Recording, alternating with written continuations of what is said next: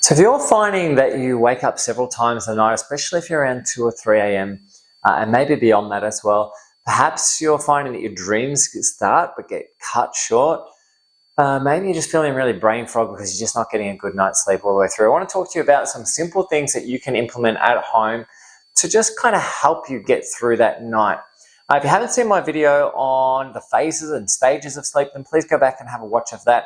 It's on our Facebook page. You can have a look through it there. But I want to talk to you about the mechanics of how to stabilize that energy in sleep. So if you don't understand it, please go back and watch that video.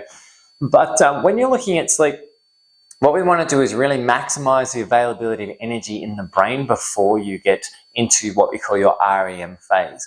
So there's a few key things you can do. So number one thing is make sure you reduce your stress levels. So if your stress levels are coming down, you'll find you have a much better quality of sleep. You're much more rested. You're in a deeper sleep in that first part of your sleep cycle, which means you store more energy, store more glycogen in your astrocytes, which gives you more chance to actually have a good quality REM sleep. So that's the first one. Second one, if you are somebody who does tend to go hypoglycemic, and it is quite often that we see that occur in people, if you are someone who goes hypoglycemic, then what you can do is start taking some ghee before you go to bed at night. So take a little bit of ghee, start with 1 teaspoon a day and just gradually build up as you need. It'll give your astrocytes a little bit more stability. It'll protect your REM mechanics a little bit better and allow you to get a really good night's sleep through. Third thing you can do is make sure going before to bed that you have all the tech off, all the lights down, really wind the brain down. Again, that'll help you get into a deeper sleep. Other things that seem to help as well, things like magnesium glycinate, magnesium threonate, these things can also help stabilize the REM architecture and help you sleep better through that part of the night.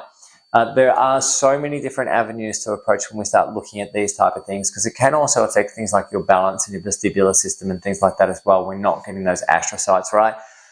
One thing that you need to please be careful of though is that when you are going through those sleep, if you are waking up throughout your REM, please make sure you also check to make sure you don't have sleep apnea.